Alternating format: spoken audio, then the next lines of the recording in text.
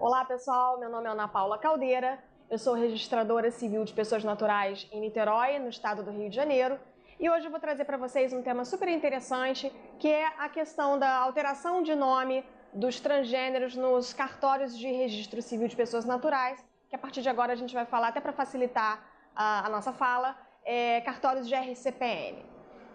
Em especial a gente vai tratar do provimento 73 do CNJ, mas antes de falar sobre isso, a gente tem que entender como funciona essa questão, fazer algumas definições conceituais, quem são transgêneros, o que é gênero, para a gente ingressar propriamente no tema.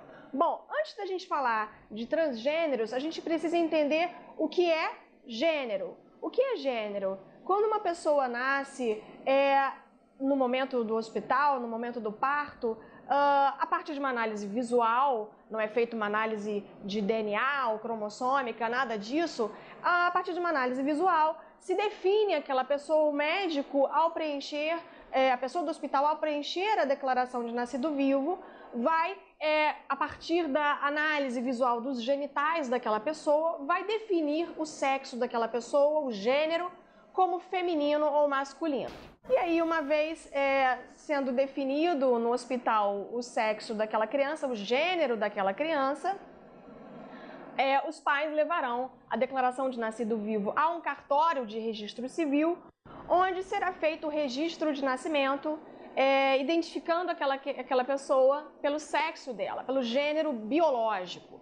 E aí sim vão ser inseridos elementos, dados, nesse registro de nascimento, como local de nascimento, o nome dos pais, e a partir do sexo biológico será escolhido um nome para aquela criança, naturalmente correspondente ao sexo biológico. Essa é a regra.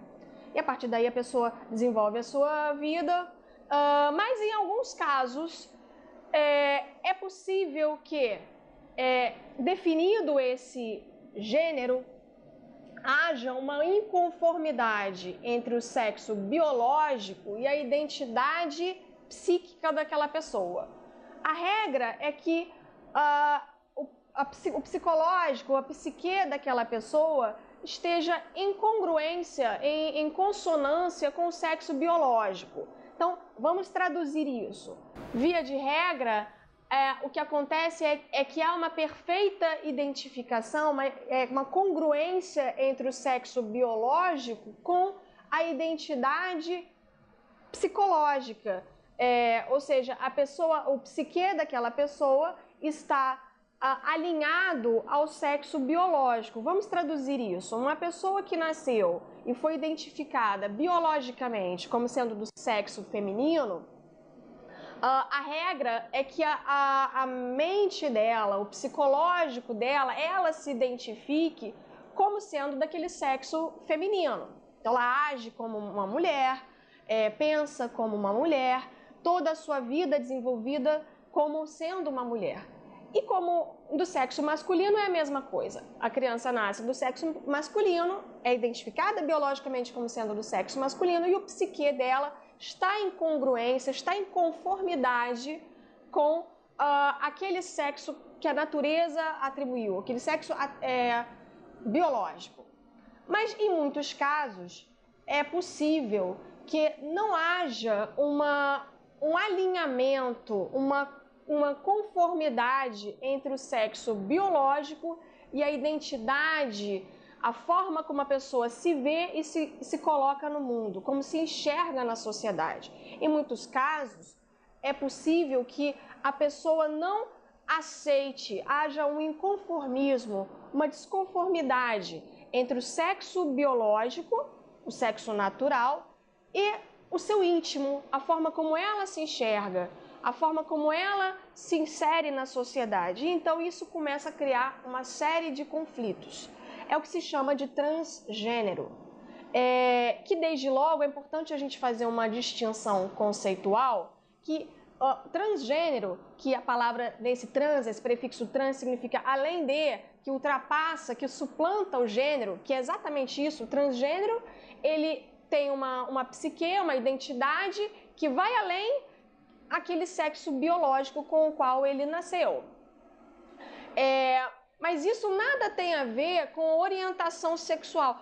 antes de a gente falar sobre isso, é importante eu dizer que aqui é uma exposição que vai ter por fim falar sobre as questões jurídicas. Então eu não vou, evidentemente, até porque está fora da minha seara, entrar em questões psicológicas, sociológicas e mesmo médicas que envolvem toda a questão do transgênero. Isso realmente ultrapassa a minha área de conhecimento. Mas a gente precisa fazer esse panorama para a gente entender do que estamos falando. Mas então, voltando, o transgênero, essa situação do transgênero, nada tem a ver com orientação sexual, que significa a atração que aquela pessoa tem, a atração sexual que desperta naquela pessoa. Que a pessoa pode ser heterossexual, ou seja, ela tem atração por pessoas do sexo oposto, homossexual, tendo atração por pessoas do mesmo sexo, ou mesmo bissexual, pessoas que têm atração por pessoas de ambos os sexos, ou até assexual, pessoas que não têm esse despertar da sexualidade. Então, não estamos falando sobre isso. O transgênero tem a ver com uma questão psicológica, médica também, e que vai além, ultrapassa essas questões de orientação sexual, certo? Não é disso que estamos falando. Embora a gente tenha dito que o provimento é uma novidade, trouxe avanços a esse tratamento jurídico dos transgêneros, a existência de transgêneros não é uma novidade. Essa situação certamente existe desde há muito, desde que o mundo é mundo. O que acontece é que essas pessoas, elas viviam numa situação de invisibilidade, o ordenamento jurídico não dava um tratamento adequado, e o que aconteceu é que essas pessoas passaram com o tempo a adquirir necessariamente e merecidamente uma visibilidade, houve um empoderamento, para utilizar uma palavra até moderna, da moda, um empoderamento dessa categoria de pessoas dos transgêneros que passaram a merecidamente reivindicar os seus direitos e pleitear um tratamento merecidamente digno de acordo com os direitos fundamentais. Então, é isso que é novidade, é esse olhar do direito sobre os transgêneros, tá? O que acontece também é que a partir que a ciência foi evoluindo, que as técnicas da medicina foram evoluindo com as novas cirurgias de redesignação sexual, que é o nome que se dá, o nome técnico para o que se chama popularmente de cirurgia de mudança de sexo, paulatinamente o direito foi tendo que se adequar e acompanhar essas mudanças sociais. Se entende que hoje a nova conquista da ciência, juntamente com ao alcance das liberdades individuais, trouxe à tona o que se chama de um novo direito de escolher o sexo, tá? Então vamos fazer um panorama até para a gente se situar cronologicamente como é que isso se deu no mundo. A primeira cirurgia de redesignação sexual no mundo que se tem notícia foi em 1931, na Dinamarca, que deu origem até a um filme bastante interessante, que eu recomendo a todos, chamado Garota Dinamarquesa. É o primeiro caso que se tem notícia de uma cirurgia de redesignação sexual. Aqui no Brasil, que se tem notícia, a primeira cirurgia de mudança de sexo foi em Santa Catarina, em 1959. No início, de uma forma muito rudimentar, podemos dizer assim.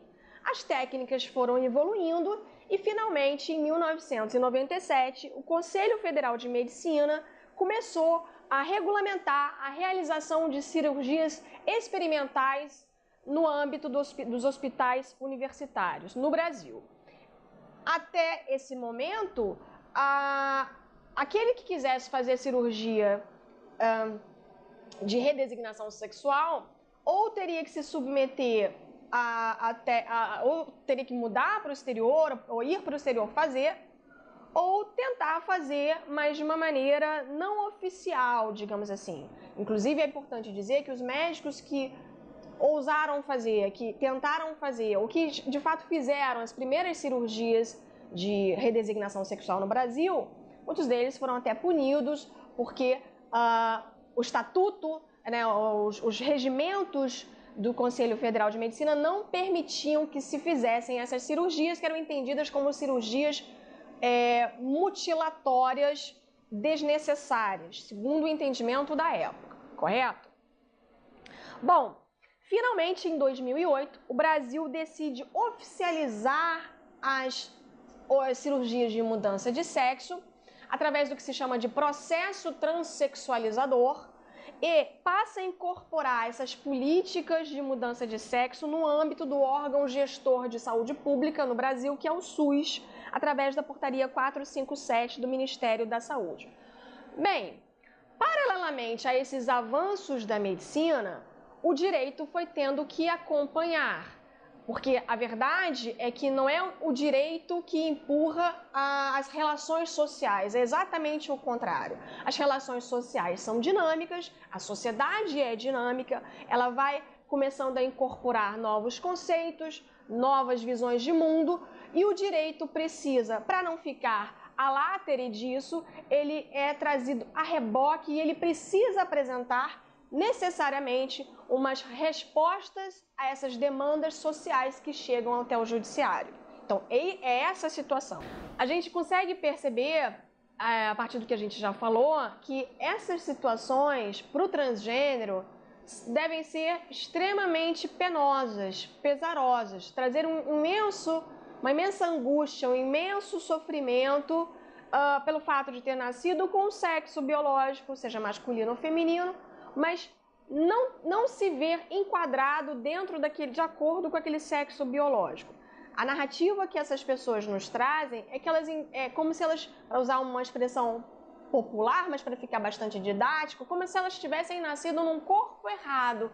É como se ela nasceu com sexo biológico masculino, mas a mente dela, o psicológico dela é toda voltada para o feminino, então ela não se enxerga naquele corpo. Então, e o inverso também pode acontecer.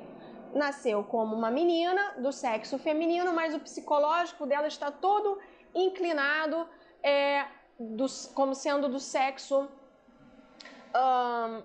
masculino. Então, essas situações podem, de fato, trazer imenso sofrimento, uma angústia tremenda.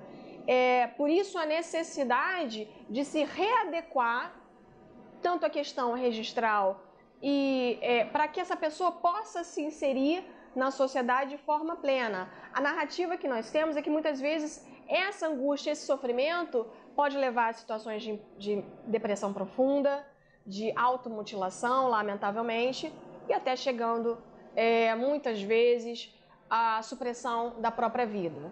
A pessoa não aguenta aquele sofrimento, aquela angústia, e se ela não tiver uma resposta social adequada, ela lamentavelmente pode acabar suprimindo a própria vida. Por isso é necessário a gente olhar esse tema com bastante sensibilidade, para a gente, com muita empatia, perceber que não é uma questão desnecessária, mas sim absolutamente importante para conferir dignidade a essas pessoas. Bom, o próprio artigo 1º, inciso 3º, essas questões perpassam pelo artigo 1º, inciso 3º da Constituição Federal, que estipula o princípio da dignidade da pessoa humana. Então, o que nós estamos falando aqui é de dignidade da pessoa humana. E, para exemplificar isso, eu trago o exemplo mais famoso, talvez o caso mais famoso, um caso notório, público e notório, que foi trazido muito na mídia à época, é o caso da linda modelo e atriz Roberta Close, né? Onde ela nasceu como um menino, foi registrada como Roberto e não se identificava, não conseguia se ver como um homem, entendia que havia nascido num corpo errado. E aí ela foi para Londres em 1989 e fez a cirurgia de redesignação sexual e a partir daí, uma cirurgia de mudança de sexo, em 1990 ela ingressou pela primeira vez com uma ação judicial, pleiteando então a mudança do seu registro de nascimento e consequentemente dos seus documentos. Essa ação não teve sucesso, o pedido foi julgado improcedente, houve uma manifestação da Procuradoria da República à época, entendendo que não havia esse direito, e então ela, em 92, aguardou, e em 92 ela ingressou com uma segunda ação, com alguns outros fundamentos, pleiteando novamente a mudança sexual no seu registro de nascimento e para que se possibilitasse que ela retirasse documentos como sendo mulher. Porque, vejam, voltando, imaginem o sofrimento de uma mulher linda, que se vê como uma mulher e é uma mulher linda, com aparência física de mulher, com trajes de mulher, com corpo de mulher, na hora de se apresentar, tem que mostrar um documento de identidade como sendo homem. Passaporte, quando viaja, tem que mostrar um passaporte de homem. A carteira de habilitação, quando é parada eventualmente numa blitz, tem que mostrar uma carteira de motorista de homem, uma carteira nacional de habilitação de homem. Então isso gera um constrangimento. É compreensível que isso gere um enorme constrangimento. Por isso ela aguardou um tempo e em 1997 ela ingressa com uma outra ação sob novos fundamentos, juntando laudos médicos, laudos psicológicos, comprovando a condição dela feminina e reconhecimento, o pedido de reconhecimento, que fosse reconhecida as suas características físicas femininas. Apenas em 2005, portanto, 15 anos depois da primeira ação, que foi ajuizada em 1990, é que finalmente ela obtém êxito. Então vejam que ela precisou percorrer uma via crucis de 15 anos em processos judiciais diversos, em ações judiciais diversas, para que finalmente, 15 anos depois, ela conseguisse obter o pedido da ação julgado procedente e ter o seu pedido, o seu pleito reconhecido, que era a alteração do nome e do seu registro de nascimento. Bom, a gente precisa lembrar nesse momento que o nome, como eu já até antecipei, ele não é um mero acessório, ele não é algo sem importância. O nome, ele reflete o direito da personalidade, que está lá no artigo 16 do Código Civil, que diz o seguinte: toda pessoa tem direito ao nome, nele compreendidos o prenome e o sobrenome. E o nome, ele tem uma função muito importante. O nome, ele distingue a pessoa na sociedade, ela reflete o direito da personalidade. É um nome que traz uma série de direitos e o nome com o qual ela vai se colocar na sociedade. Por isso o nome ele precisa revelar a verdadeira identidade da pessoa. Por isso a importância do pleito dos transgêneros. É preciso que o nome, de fato, reflita a forma e o gênero com o qual a pessoa se identifica. Do contrário, como eu disse, isso pode trazer imenso constrangimento. Bom, o tempo foi avançando, uma série de ações judiciais isoladas de pessoas que estavam na mesma situação começaram a ser ingressadas em judiciário. Foi quando se entendeu que essa questão deveria ser resolvida de uma maneira mais ampla, de uma maneira coletiva, por assim dizer. E em 2009, a Procuradoria-Geral da República ingressa com uma ação direta de inconstitucionalidade, a ADI número 4275, portanto bem mais recente, em 2009, pedindo que fosse dada a interpretação conforme a Constituição Federal ao artigo 58 da Lei 6.015, que é a Lei de Registros Públicos. Então, o pedido da PGR é que fosse dada interpretação conforme a Constituição Federal ao artigo 58, permitindo que os transgêneros alterassem o seu nome e mais, sem a necessidade da cirurgia da redesignação sexual. Então, o pedido à época da PGR, da Procuradoria-Geral da República, é que fosse permitido que os transgêneros mudassem o seu nome sem que houvesse a necessidade da cirurgia de redesignação, que não seria um pré-requisito. Essa ação ficou parada há um tempo e agora, em março de 2018, finalmente foi a julgamento e todos os ministros entenderam que, de fato, existe o direito à mudança de nome para se adequar à realidade psíquica do indivíduo. Essa decisão foi recebida com muita satisfação pela comunidade jurídica, pela comunidade acadêmica. Nós, registradores civis, que sempre fomos entusiastas para que esse direito fosse reconhecido, também ficamos muito alegres, contentes com essa decisão do Supremo Tribunal Federal, e a gente considerou que foi uma enorme vitória. Havia uma questão que precisava ser tratada, se a alteração do nome no registro civil deveria ser administrativa ou judicial, ou seja, se era necessário ingressar com uma ação em juízo ou se poderia ser feita diretamente nos cartórios de RCPN. A tese vencedora é de que não precisava, como não precisa, de cirurgia de mudança de sexo, cirurgia de redesignação sexual, para que a pessoa, o indivíduo, possa pleitear a alteração do seu nome e gênero nos cartórios de RCPN. Basta, então, a autodeclaração do indivíduo no balcão do cartório.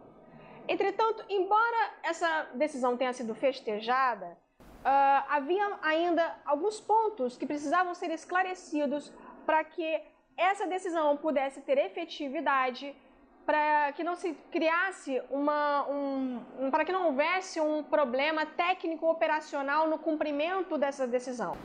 A gente não pode perder de vista que os cartórios de RCPN têm como um dos seus pilares, e que está lá estabelecido na Lei de Registros Públicos, na Lei 6.015 e também na Lei 8.935, um dos pilares da atuação dos cartórios de RCPN é que na prática dos seus atos haja com segurança jurídica. O registrador civil ele tem que, ao praticar os atos no âmbito do seu cartório, fazê-lo com segurança jurídica. Então é preciso que se dê um instrumental para o registrador civil atuar e fazer a alteração do nome do transgênero necessária para conferir dignidade a essas pessoas, mas sem perder de vista a segurança jurídica que deve sempre nortear a atuação do registrador civil.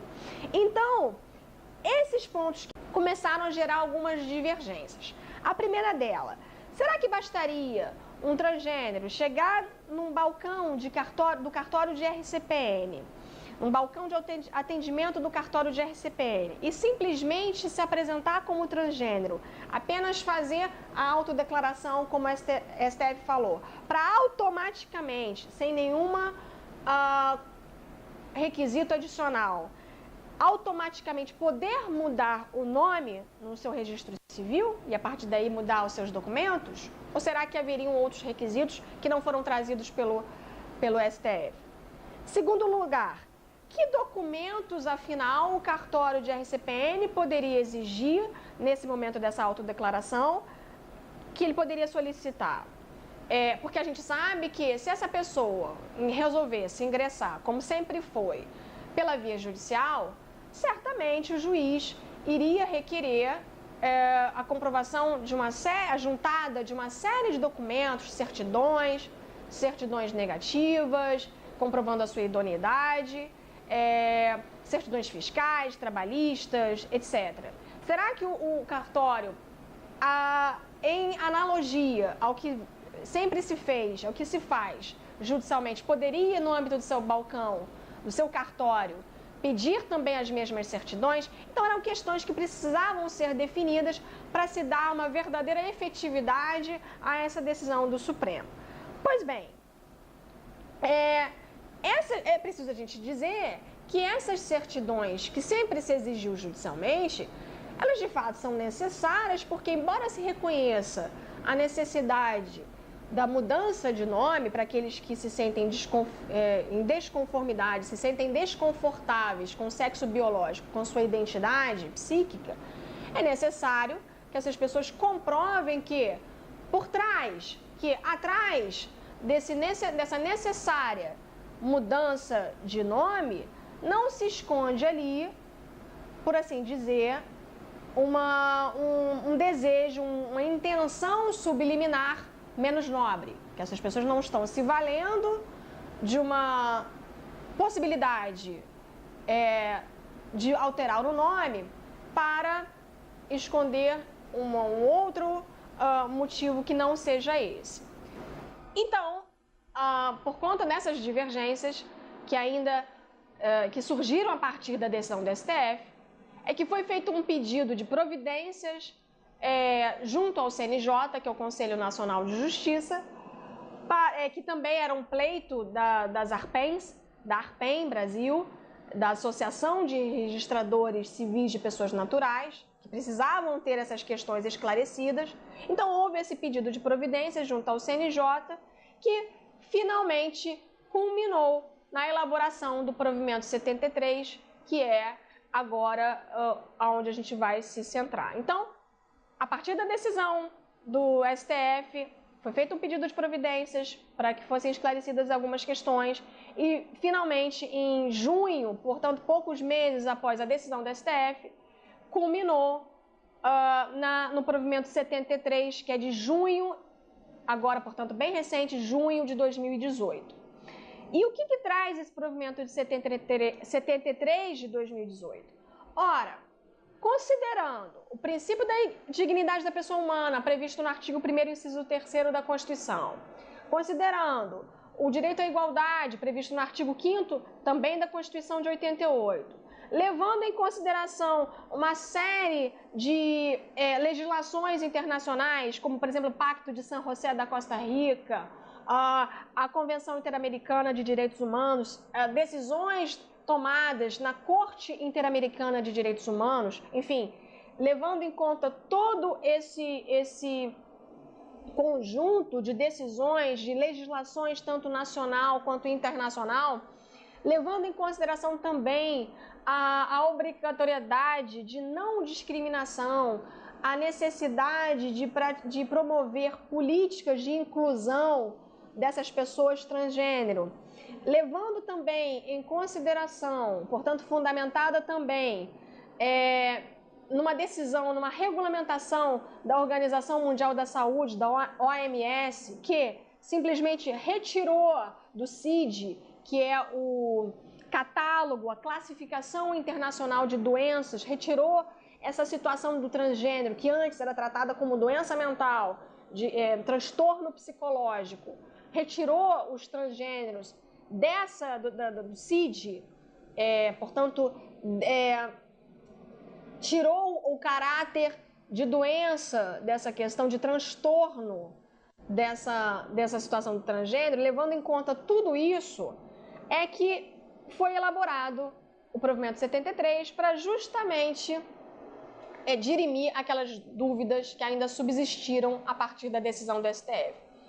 E aí, o que traz esse provimento 73? Eu não vou, evidentemente, ler artigo por artigo, até para não tornar cansativo a fala, mas eu vou elencar tópico a tópico os requisitos principais, e aí eu convido a cada um de vocês, se realmente tiver interesse e quiser olhar mais detalhadamente, procurar na internet, no site do CNJ, do Conselho Nacional de Justiça, o provimento 73 para ler exatamente a íntegra do texto, ok? Então, quais são os requisitos trazidos pelo provimento 73 para que o transgênero faça a alteração de nome e gênero administrativamente nos cartórios de RCPN? Em primeiro lugar, a pessoa deve ser maior de 18 anos, isso está lá no artigo 2º do provimento. Então, pelo menos administrativamente, não é possível que uma pessoa com menos de 18 anos, que não seja maior e capaz, faça administrativamente. Ah, mas se a pessoa tiver 16 anos e já quiser fazer, aí não poderá ser feita administrativamente. Ela pode pleitear, tentar fazer essa mudança antes disso, judicialmente, como sempre foi feito. Se vai ser julgado procedente ou não, isso é outra questão. Mas administrativamente só poderá ser feita a partir de 18 anos. Isso está lá no artigo 2º do provimento. Um segundo requisito é que, na verdade, uma segunda regulamentação é que o transgênero que quiser fazer essa alteração, ela poderá incluir ou excluir agnomes indicativos de gênero ou de descendência. Eu vou explicar aqui o que é isso. Mas quando a gente fala nome, às vezes no popular a gente pergunta para a pessoa, né? Como é seu nome? Se alguém me perguntasse como é seu nome, eu diria, porque é corriqueiro que a gente haja assim, Meu nome é Ana Paula. Mas, na verdade, nome, tecnicamente, nome é o somatório de prenome com sobrenome, que são os apelidos de família, e, eventualmente, agnome. Então, nome é o conjunto de prenome e sobrenome. Isso todo tem. Algumas pessoas têm agnome, que eu vou explicar o que é isso. Então, se alguém perguntasse o meu nome, eu, popularmente, eu diria Ana Paula. Mas, na verdade, Ana Paula é o meu prenome. O meu sobrenome, como eu disse no início do vídeo, é Caldeira. Então, Caldeira é meu sobrenome. Ana Paula é o meu prenome. O meu nome é Ana Paula Caldeira, é o conjunto. Algumas pessoas, além do prenome e do sobrenome, têm o que se chama tecnicamente de agnome. O que é agnome? Agnome, vocês certamente já viram, ou até você pode ter um agnome sem saber. Agnome é aquela palavrinha que se encontra ao final do sobrenome que indica que aquela pessoa tem uma descendência dentro da sua linha sucessória naquela família. Então, por exemplo, Júnior, filho, filha, neto, sobrinho.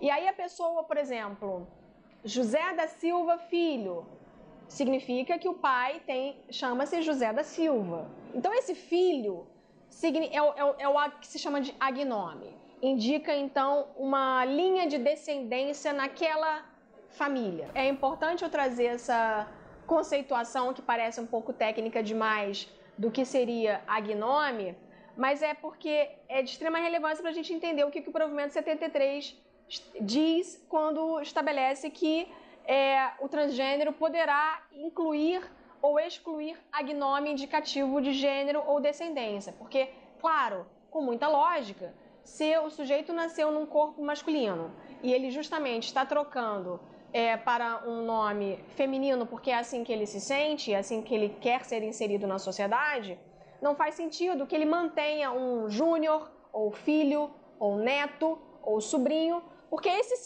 simplesmente esse agnome, ao final, ele já vai indicar o gênero original.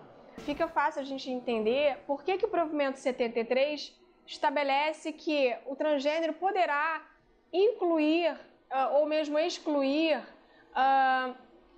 principalmente, né, a questão do agnome indicativo de gênero ou da sua linha de descendência. Porque, veja, se ele está trocando o nome, né, e o gênero, não faz sentido que ele continue preservando no seu nome expressões como filho, sobrinho, neto, júnior, que, por exemplo, no caso daquele transgênero que vai mudar para o nome feminino, indica de cara o sexo, né?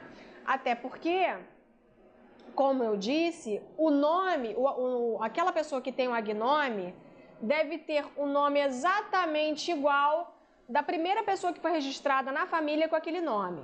Então, se o sujeito está trocando o prenome, o agnome ele perde o sentido. Então, não tem sentido o sujeito manter o filho se o nome já não vai ser igual ao do seu pai, por exemplo, ou do seu avô, por exemplo.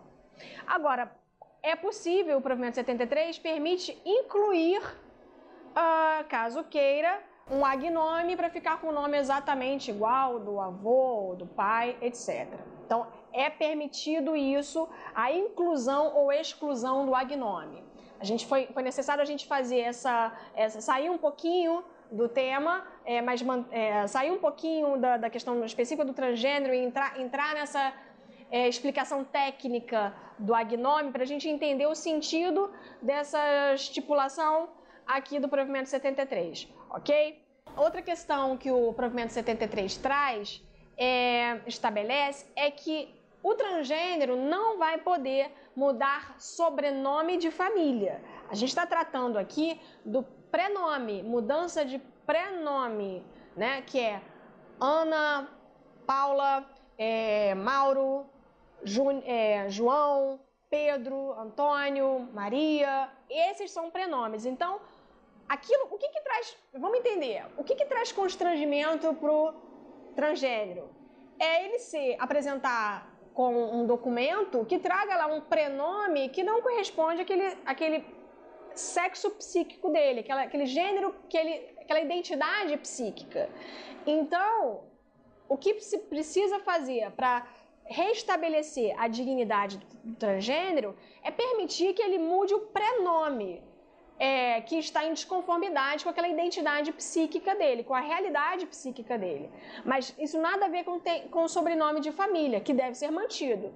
Por isso, o provimento estabelece expressamente que não pode mudar sobrenome de família. Pereira, Ferreira, Souza, Silva, Caldeira, Noronha, esses sobrenomes devem ser mantidos, tá?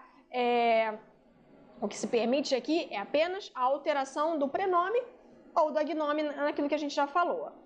Outra questão a alteração pode ser feita tanto no cartório onde a pessoa foi registrada, está lá no artigo 3º, mas também se permite que essa alteração seja deflagrada em outro cartório de RCPN, evidentemente, outro cartório de registro civil, como, por exemplo, o cartório que seja mais próximo da sua residência.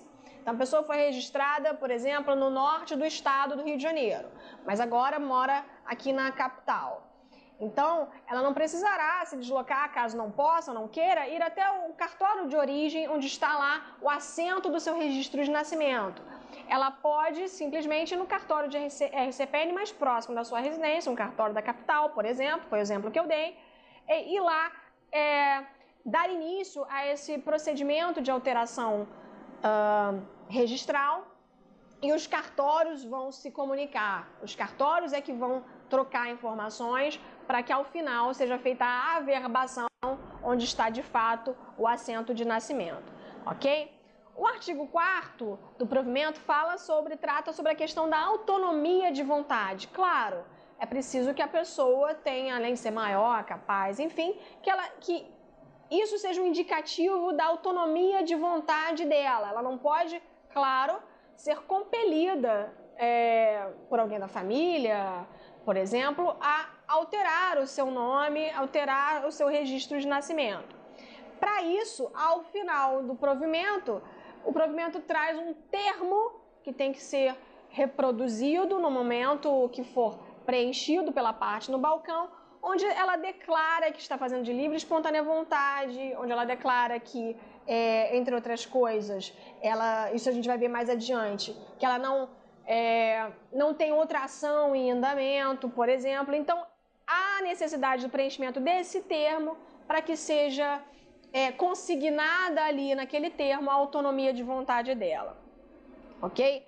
Como eu já disse desde o início, a via é a via administrativa, não precisa em regra então de autorização judicial, isso está lá no parágrafo 1º, artigo 4º, a não ser que isso a gente vai ver mais adiante, que subsista alguma pendência e aí o registrador civil pode eventualmente suscitar uma dúvida, mas em regra o que se buscou foi que fosse feito na via administrativa para justamente desburocratizar e tornar mais rápido, mais célere essa mudança. Uma outra questão, um outro requisito é que não precisa apresentar laudos médicos nem laudos psicológicos, isso não é uma condição para que seja feita a alteração de transgênero, a alteração do nome do transgênero, do seu registro. Poxa, Ana, mas você lá no início falou que toda essa questão surgiu justamente pela necessidade, lá no início da redesignação sexual, da cirurgia, etc. Então agora o provimento entende que não precisa? Não precisa. Foi uma opção que já havia esse entendimento doutrinário, mesmo jurisprudencial, de que não era um pré-requisito fazer a cirurgia de redesignação sexual. Então, na verdade, o provimento apenas acompanhou esse entendimento jurisprudencial que estabeleceu que, neste momento, não era necessário a cirurgia de redesignação, tá? Então, o provimento trouxe isso também. Não há necessidade de comprovar que fez a cirurgia de redesignação sexual e muito menos apresentar laudos médicos ou psicológicos, que a gente vai ver adiante que podem até ser esses laudos apresentados, mas são documentos facultativos, não são documentos obrigatórios.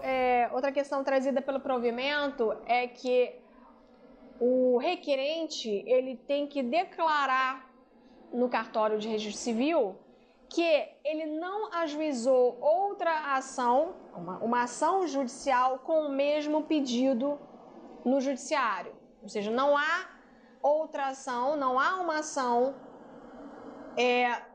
correndo em juízo, uma ação judicial com o mesmo pedido, para que não haja conflito de decisões, porque senão o cartório poderia deferir aquela alteração, quando na verdade já há uma discussão em juízo e o juiz poderia, por exemplo, decidir em sentido absolutamente contrário. Então, quando o sujeito comparece ao cartório de RCPN pleiteando a alteração do seu nome no assento de nascimento, ele tem que declarar que não há em tramitação, que não ajuizou a ação judicial. Se houver, se tiver, tem que aguardar o julgamento da ação. Isso está lá no parágrafo 4º. Ou, se a ação, por exemplo, foi arquivada, ele tem que declarar, tem que comprovar que essa ação já foi arquivada e que, portanto, não há o risco de decisões, por assim dizer, conflitantes, ok? Além disso, ele tem que apresentar uma série de documentos pessoais e certidões de órgãos dos mais diversos para comprovar que tem idoneidade, demonstrar a sua idoneidade, isso está lá no parágrafo 6º, e também, como eu já antecipei, conferir segurança jurídica a essa troca de nome e demonstrar que por trás daquele pedido que é legítimo, que é necessário, que está amparado na legislação nacional e internacional, mas que por trás desse pedido não se esconde a vontade de, por exemplo, escapar da justiça penal ou coisa assim, coisa semelhante. Então é necessário nesse momento, porque isso sempre ocorreu também em via judicial, então aqui não é diferente, não haveria por que ser diferente, ele tem que demonstrar a sua idoneidade apresentando não só seus documentos pessoais, como também uma série de certidões demonstrando a sua absoluta retidão, sua idoneidade, comprovando a sua boa-fé nesse pedido, ok? Então, eu não vou ler todas, quem tiver interesse, como eu disse, eu convido que busque esse provimento no site do CNJ, do Conselho Nacional de Justiça, até para não tornar muito lento o vídeo, mas uma série de certidões atualizadas, tá? Ele tem que juntar o documento pessoal, com cópia da identidade, CPF, certidão de nascimento atualizada, título de eleitor, comprovante de residência e uma série de certidões. Distribuidores cíveis, criminais, do tabelionato de protestos, de títulos, certidões da justiça eleitoral, militar, trabalhista e etc. E aí tem uma série de outras. Isso tudo para instrumentalizar esse pedido da melhor maneira possível, comprovando a legitimidade do seu pleito, certo? Esses documentos são obrigatórios, tá? Agora, como eu disse, é possível, o provimento faculta lá no parágrafo 7º, que a parte, caso queira, até para municiar, para corroborar ainda mais o seu pedido, para tornar mais robusto o seu pedido, caso queira, ele tem possibilitado a juntada de laudo médico e psicológico que atestem a sua situação, a sua condição de transgênero, tá? Uma outra questão que precisa ser dita é que esse procedimento é absolutamente sigiloso, de maneira que, no momento que for feita essa alteração, e como é que vai ser feita essa alteração, tecnicamente?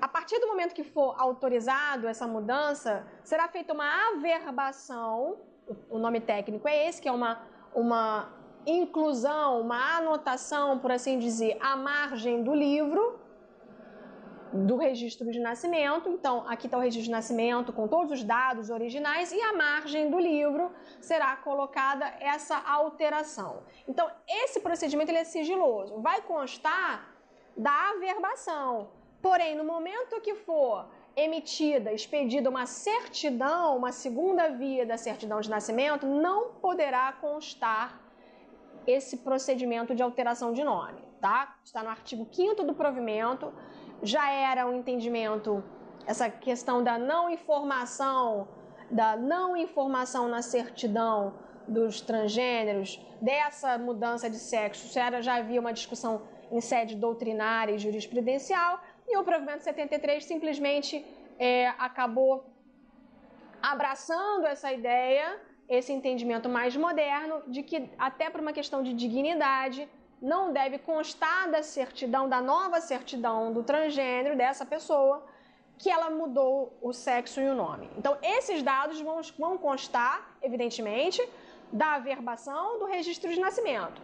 Mas a certidão, aquele documento, aquele papel que a pessoa utiliza na sua vida, essa informação não constará, está lá no artigo do provimento. Essa é a regra. Porém, o provimento traz duas exceções. Primeiro, se a própria pessoa pedir por algum motivo. Pode ser que ela tenha algum fundamento, alguma justificativa, alguma necessidade especial, específica, que precise fazer constar ali que ela participou, que ela pleiteou essa mudança de nome e gênero. Então, se a pessoa pedir, pode constar da certidão.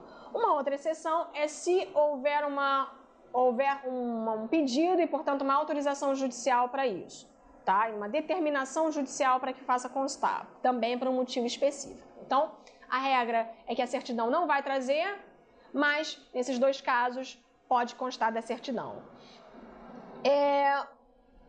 Eu disse que esse procedimento ele é administrativo, ok? E a ideia, de fato, é desburocratizar, tornar mais ágil essa alteração de nome e do gênero no assento do nascimento. Porém, se o registrador civil, se o cartório de RCPN suspeitar de fraude, falsidade, má-fé, vício de vontade ou simulação, ou seja, que a pessoa, por trás daquele pedido, que é legítimo, que naquele caso concreto, aparentemente é necessário, se o RCPN, se o cartório suspeitar que por trás daquele pedido se esconde uma fraude para fraudar contratos, para fraudar uma empresa, para fraudar um negócio jurídico, enfim, ou que a pessoa não está agindo com verdade, ou que a pessoa está mal intencionada, má fé, ou que, na verdade, ela está sendo coagida a fazer isso, por exemplo, um vício de vontade, ela está sendo ameaçada, por exemplo, ou se ela está querendo simular algum negócio jurídico e, para isso, ela precisa promover essa alteração, ou seja, se houver a suspeita de alguma dessas situações, nesse caso, o registrador deve fundamentar o porquê que ele está recusando e vai encaminhar esse pedido ao juiz corregedor permanente. Isso está lá no artigo 6º do provimento. Outra questão que o provimento traz é a necessidade do cartório manter no seu acervo um índice de busca do livro de nascimento, do registro de nascimento, do livro de nascimento, que traga informações tanto do nome original quanto do novo nome. Isso está lá no artigo 7º. Então, o índice de busca tanto deve conter, para busca, para facilitar a busca, tanto o nome original quanto o nome escolhido, o segundo nome, por assim dizer. Então, por exemplo, o transgênero que nasceu e foi registrado como João, se ele quiser trocar, após o procedimento de alteração de nome, ele trocar o nome para Maria, o cartório terá que ter o nome de João e Maria, o primeiro nome e o segundo. O inverso também acontece. Então, se Joana nasceu como Joana, foi registrada como Joana e depois trocar o nome para João, também o cartório terá que ter o nome de Joana e João. Certo? São os dois nomes que devem ser mantidos no índice de busca, tá? No artigo 7º.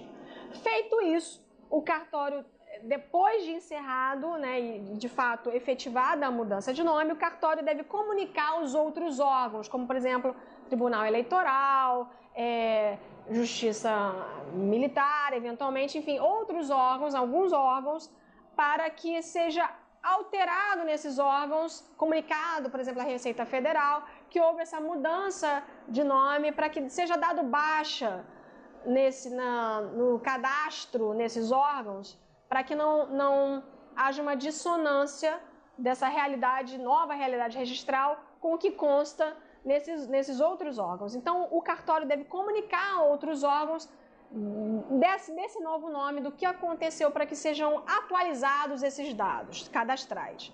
Agora, isso o provimento traz, especificamente traz ao final, quase ao finalzinho do provimento, o procedimento, a providência, melhor dizendo, de mudança dos documentos subsequentes.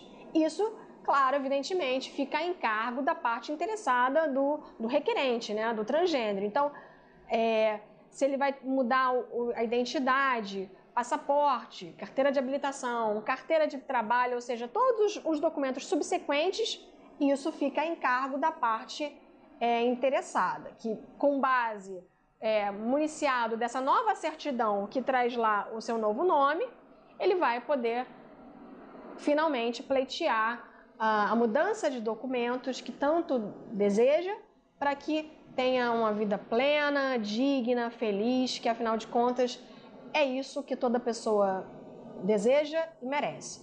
Espero então, eram essas as considerações que eu tinha a fazer sobre esse interessante assunto. Espero que tenha sido de interesse de vocês.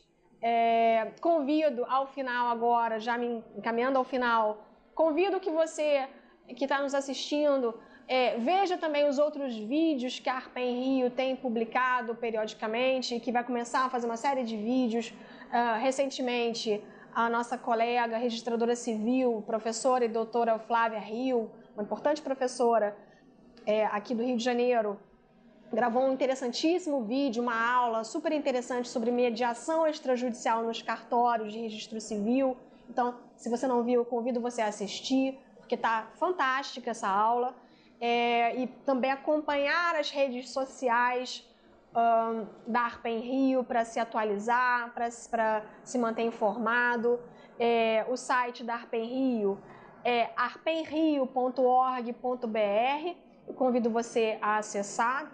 Também acessar as redes sociais, onde a Arpen Rio costuma divulgar uma série de informações importantes, no Facebook, no Instagram, para você se manter atualizado. Aqui embaixo depois vai aparecer o site para você, caso você não tenha conseguido escrever, anotar, tá? arpenrio.org.br. Muito obrigado, a gente se encontra numa próxima oportunidade. Tchau, tchau.